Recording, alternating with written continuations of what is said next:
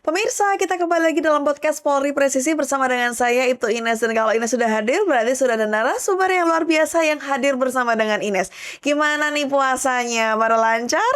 Apalagi sebentar lagi kita akan melaksanakan lebaran ya. Udah gak sabar ya pada pulang kampung.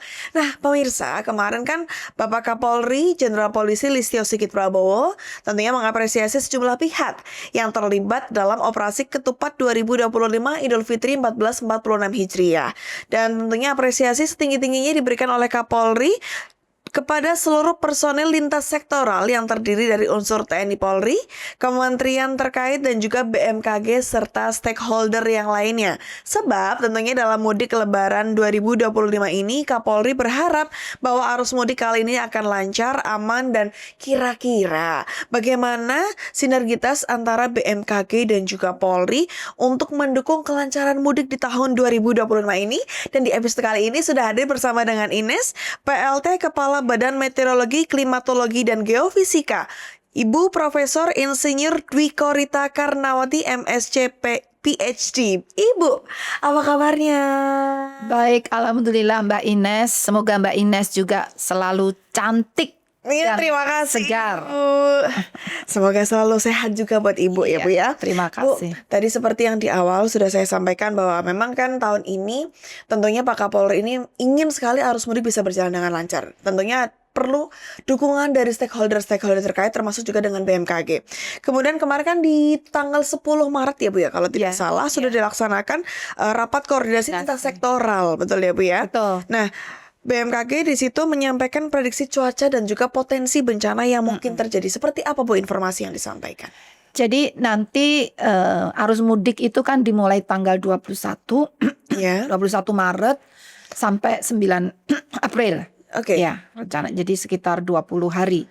Nah, 10 hari terakhir bulan Maret itu potensi curah hujan ini secara umum itu sebetulnya sudah mulai melandai. Ya, secara melandai itu artinya sudah tidak se ekstrim di hari-hari sebelumnya. Iya. 10 hari terakhir bulan Maret. Namun fenomena atmosfer di Indonesia ini sangat dinamis. Secara monsunal itu adalah angin yang membawa hujan. Oke. Yang bertiup dari arah Asia, ya itu yang membawa hujan menjadi musim hujan. Secara monsunal angin itu sudah semakin melemah pengaruhnya, segera digantikan oleh angin yang bertiup dari arah Australia. Nah itu membawa kering, ya jadi kemarau. Nah jadi secara monsunal sebetulnya sudah mendekati musim kemarau. Namun dinamika yang sesaat, yang tadi saya katakan monsunal itu sekitar 6 bulanan ya, yang musim itu kan 6 bulanan ya. Namun diwarnai oleh dinamika sesaat yang berlangsung bisa hanya beberapa hari sampai beberapa minggu. Dan itu masih bisa terjadi di periode mudik. Karena sesaat bisa ini ada kontrol masuknya Maiden Julian Oscillation. Kumpulan arak-arakan awan hujan yang bergerak dari Samudra Hindia menuju Indonesia dan meningkatkan curah hujan. Juga ada fenomena bibit siklon. Laut kita, Kepulauan Indonesia di Samudra Hindia ini suhu muka air lautnya masih cukup hangat. Ini memicu terjadinya sirkulasi siklonik dan bibit siklon. Masih juga potensi secara beberapa hari terjadi gelombang ekuator, gelombang Rossby dan Kelvin. Sehingga meskipun semestinya sudah melandai, tapi beberapa hari bisa masih terjadi hujan lebat. Bisa lebat, bisa ekstrim, namun insya Allah durasinya tidak sepanjang di hari-hari sebelumnya. Karena ini sudah menuju kemarau ya. Nah, jadi tetap harus waspada. Itu nanti caranya bagaimana akan kami jelaskan. Gitu. Baik Bu. Kemudian kewaspadaan dari potensi tadi kan disampaikan oleh Ibu ya Bu.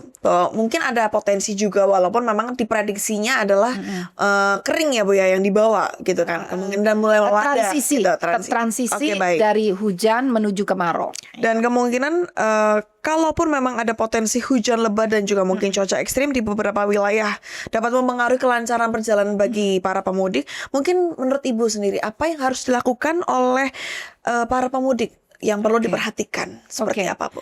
Oke, sebelum itu mohon berkenan kami sampaikan terutama yang harus diwaspadai ini Iya. ya adalah di sebagian besar Sumatera kecuali bagian utara, kemudian di Jawa, Nusa Tenggara, Kalimantan, bagian utara, tengah hingga selatan, juga di Sulawesi, Maluku dan Kepulauan Papua, serta juga di Kepulauan Riau, Bangka, Belitung, Banten, Jawa Barat masih banyak ya. Iya. Jawa Tengah, DIY, Jawa Timur tadi sudah NTT dan Kalimantan dan Maluku Utara dan Papua. Itu jadi zona-zona yang harus diwaspadai mudik yang di daerah itu.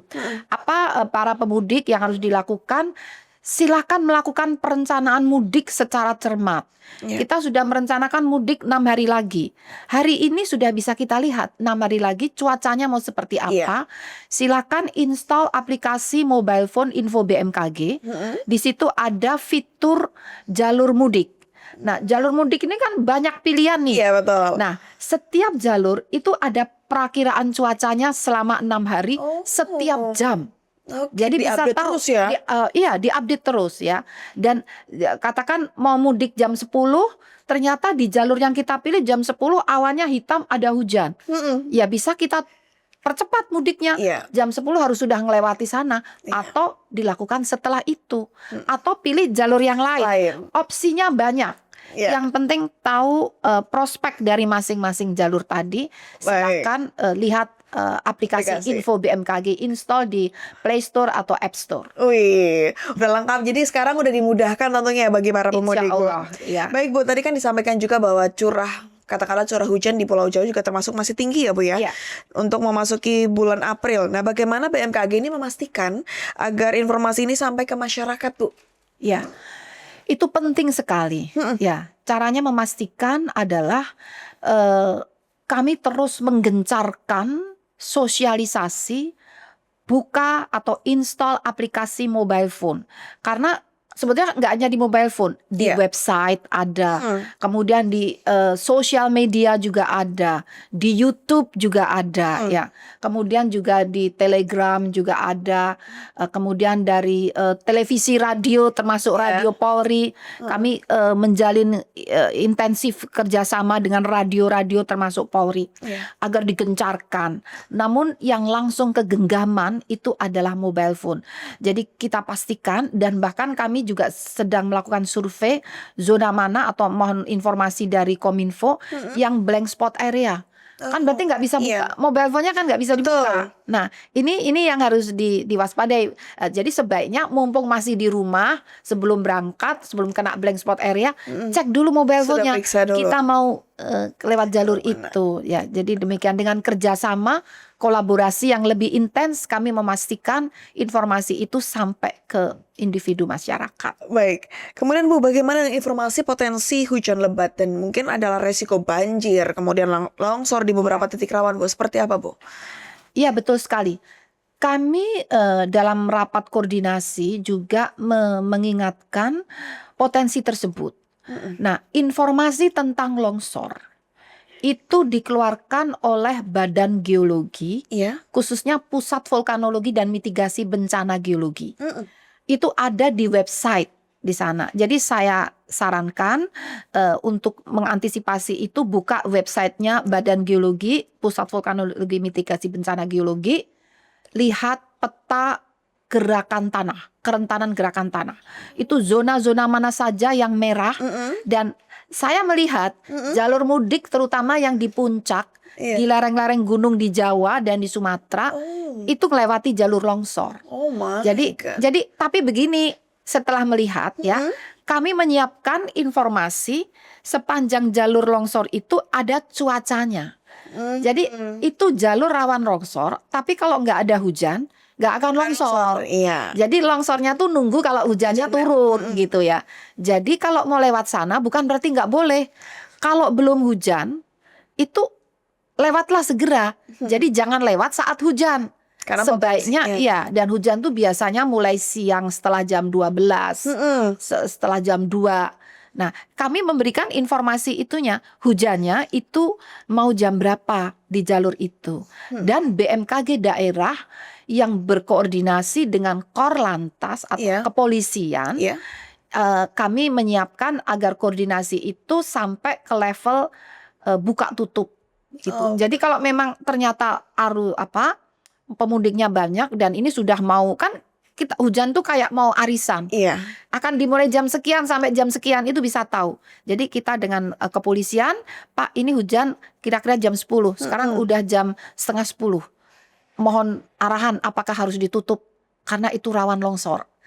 Atau biarkan saja atau bagaimana. Nah, itulah koordinasi itu yang harus jadi jalur yang diwaspadai, itu jalur rawan longsor, banjir juga ya. Juga angin kencang, puting beliung, Iya. serta kilat petir. Nah, itu ada info cuacanya. Oke, dan itu tersedia juga di aplikasi milik BMKG, info BMKG Iya, ya Bu ya. Iya, demikian. Baik, jadinya mulai dari sekarang bagi para pemudik tentunya bisa mempersiapkan diri. Mulai pelajari, Iya. siapkan ya. Mulai perkiraan cuacanya, perkiraan ngulik lah ya. tanahnya. Iya Bu, tentunya biar semuanya jadi lancar. Betul. Kita datang dengan happy juga, mau ketemu sama keluarga, kita pulang juga selamat juga sampai dengan tujuan dan lain sebagainya tentunya. Dan pemirsa, kita akan kembali lagi Bu. Mohon tunggu sebentar ya Bu ya, kita nanti akan berbincang kembali. Dan pemirsa, kita akan kembali lagi tetap di podcast Polri Presisi. Sehingga Bapak polisi kan bisa ngatur. Kalau gitu ditutupnya, katakan hujan mulai jam 3 sore. Iya. Ya tutupnya mungkin jam setengah 3 Iya. atau jam 2 gitu ya. Kan Bapak polisi kan lebih menguasai medan nih. Iya. Tapi perlu informasi dari BMKG. Sampai mungkin Spesifik. polisi yang ada di kecamatan tuh apa? Polsek. Polsek. Polseknya juga bisa. Wah, ini di kecamatan saya bisa siaga.